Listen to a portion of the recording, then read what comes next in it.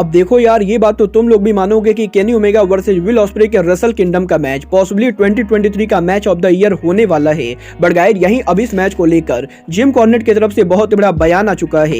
AEW में CM Punk return करने से पहले डैम लैम्बर्ट ने सीएम पंक को बड़ी एडवाइस दे दी गई। एक लाइव रैम्पेज और बैटल ऑफ द बेल्ट के बाद इन दोनों शोज की व्यूअरशिप सामने आ चुकी है। एईडब्ल्यू के बैंडिडो को साइन करने के बाद बैंडिडो को मेजर इंजरी हो चुकी है। साशा बैंक के एईडब्ल्यू में डेब्यू करने को लेकर मैट हार्डी ने फाइनली उनका स्टेटमेंट दे दिया है। तो गाइस वहीं एनजेपीडब्ल्यू के अमेरिका में अगले पेपर व्यू को लेकर एनजेपीडब्ल्यू ने एक बड़ा रिकॉर्ड बना दिया है। तो गाइस चलिए बिना किसी देरी के शुरू करते हैं इस वीडियो को।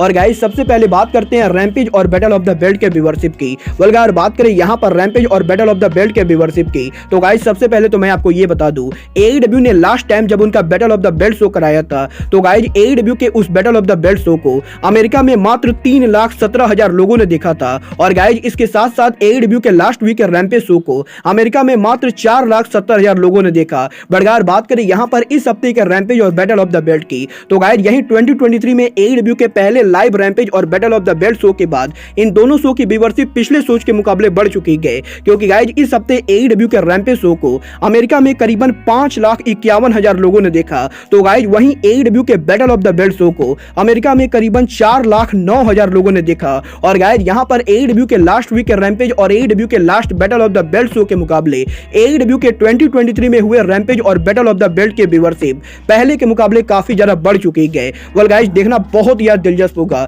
कि एईडब्ल्यू के नेक्स्ट वीक के रैम्पेज को कितनी व्यूअरशिप मिलती है। बट गाइस जहां तक बात रही एईडब्ल्यू की, तो गाइस जैसा कि आप लोग को मालूम है 2022 में बैंडिडो के एईडब्ल्यू डायनामाइट पर डेब्यू करने के बाद टोनी खान ने बैंडिडो को एईडब्ल्यू कंपनी में साइन किया था। बट गाइस यही टोनी खान के बैंडिडो को साइन करने के बाद बैंडिडो अब हमें एईडब्ल्यू पर देखने को नहीं मिलते गए। वेल गाइस मैं आपको बता दूं, रेसलिंग ऑब्जर्वर ने इस हफ्ते ये कंफर्म किया है कि टोनी खान बैंडिडो को एईडब्ल्यू के टेलीविजन पर यूज करने वाले थे। बट गाइस यहां पर रिसेंटली बैंडिडो को नेक इंजरी हो चुकी है। और गाइस यहां पर बैंडिडो के इसी इंजरी की वजह से बैंडिडो हमें के टेलीविजन पर देखने को नहीं मिल रहे गए। और गाइस यहां पर यह चीज अभी तक कंफर्म नहीं हुई है कि बैंडिडो एईडब्ल्यू पर उनकी वापसी कब करेंगे। बट गाइस जहां तक बात रही एईडब्ल्यू में रेसलर्स के रिटर्न होने की, तो गाइस जैसा कि आप सभी को मैंने ऑलरेडी बता रखा है, सीएम पंक के एईडब्ल्यू में रिटर्न होने को लेकर हैवी रूमर चल रहे गए। और गाइस यहां पर इस चीज को लेकर तगड़ी स्पेकुलेशन चल रही है कि सीएम पंक पॉसिबली इस साल एईडब्ल्यू कंपनी पर उनका रिटर्न करेंगे। बट गाइस यहीं अब सीएम पंक के एईडब्ल्यू में रिटर्न होने से पहले यूएफसी सुपरस्टार डैम लैम्बर्ट ने सीएम पंक को लेकर बड़ी एडवाइस दे दी है।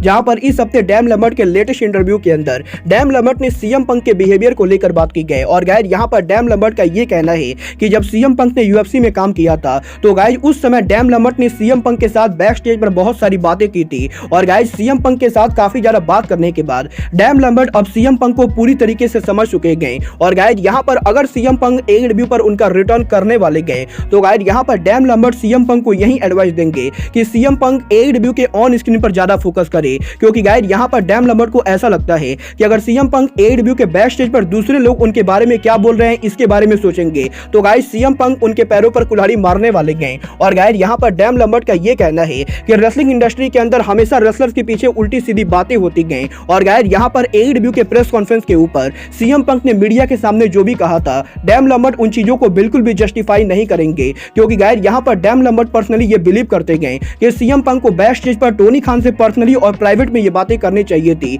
बट गाइस क्योंकि यहां पर डैम लैम्बर्ट सीएम पंक को काफी बढ़िया तरीके से जानते गए, तो गाइस इसीलिए डैम लैम्बर्ट को ये बात पहले से मालूम थी कि अगर एलीट या फिर कोई भी एईडब्ल्यू के बैक स्टेज के ऊपर सीएम पंक के बारे में मीडिया से कोई भी गलत रूमर फैलाएंगे, तो गाइस सीएम पंक सामने आकर इन लोगों को एक्सपोज करेंगे। और गाइस यही चीज की वजह से एईडब्ल्यू के प्रेस कॉन्फ्रेंस के ऊपर सीएम पंक ने एईडब्ल्यू के लॉकर रूम को ड्रैग किया था। और गाइस यहां पर अब डैम लैम्बर्ट का यह कहना है कि अगर सीएम पंक एईडब्ल्यू कंपनी पर रिटर्न कर रहे गए, तो गाइस सीएम पंक को एईडब्ल्यू के बैक स्टेज के ऊपर एईडब्ल्यू के रेसलर के साथ ज्यादा बातें नहीं करनी चाहिए। और गाइस यहां पर डैम लैम्बर्ट टोनी खान को एडवाइस कर रहे गए कि टोनी खान को सीएम पंक को लेकर बहुत ही केयरफुल रहना चाहिए। क्योंकि गाइस यहां पर अगर फिर से एईडब्ल्यू के बैक स्टेज के ऊपर सीएम पंक को लेकर मीडिया से उल्टी सीधी बातें कही जाएंगी, तो गाइस यहां पर सीएम पंक फिर से ये बकवास नहीं सुनने वाले गए। वेल गाइस यहां पर इस चीज को लेकर मैं भी पर्सनली कंफ्यूज हूं। और गाइस इसीलिए मैं अब नहीं चाहता हूं कि सीएम पंक एईडब्ल्यू कंपनी पर उनका रिटर्न करे। क्योंकि गाइस मुझे ये बात अच्छे से मालूम है कि सीएम पंक का रिटर्न होने के बाद अगर फिर से एलीट या फिर एईडब्ल्यू का कोई भी रेसलर सीएम पंक को लेकर कोई गलत रूमर फैलाता है, तो गाइस सीएम पंक फिर से बवाल करने वाले गए। बट गाइस चलिए फिलहाल आगे बढ़ते हैं और बात करते हैं केनी ओमेगा और विल ऑस्प्रे के मैच की।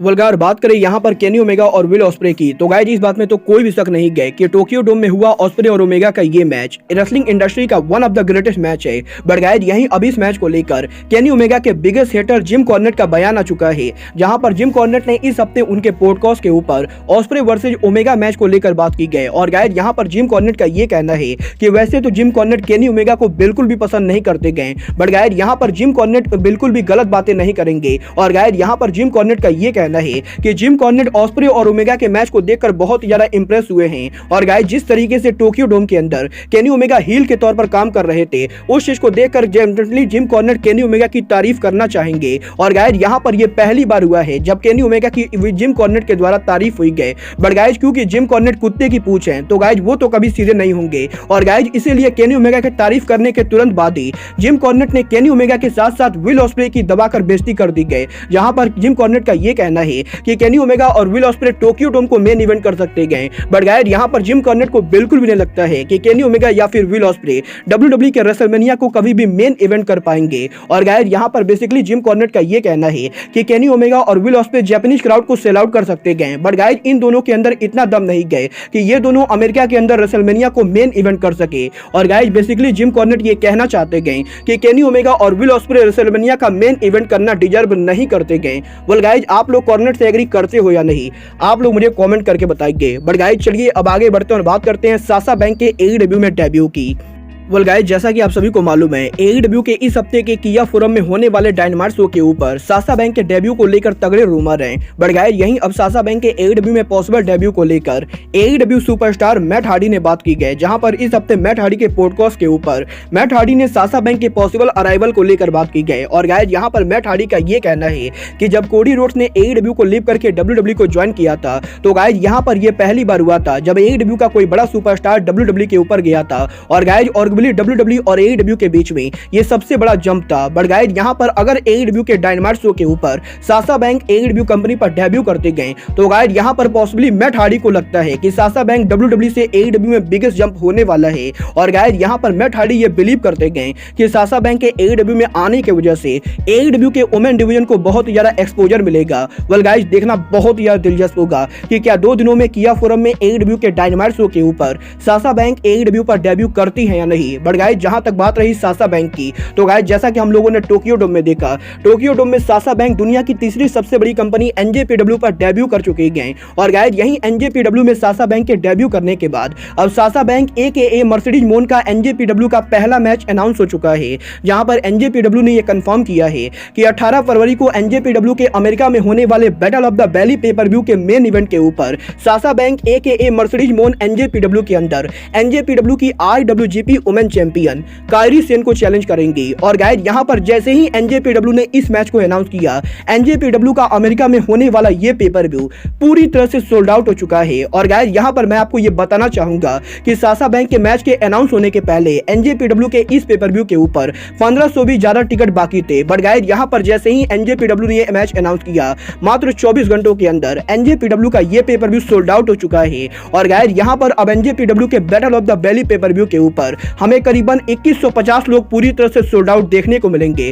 वेल गाइस देखना बहुत ही दिलचस्प होगा कि साशा बैंक के नाम के अनाउंस होने के बाद NJPW का सेल आउट होना NJPW कंपनी को कितना प्रॉफिट देता है। बट गाइस अब आज के इस वीडियो में बस इतना ही। मैं मिलता हूं आपसे अपने अगले वीडियो में। बट गाइस तब तक के लिए good bye, good night and bang.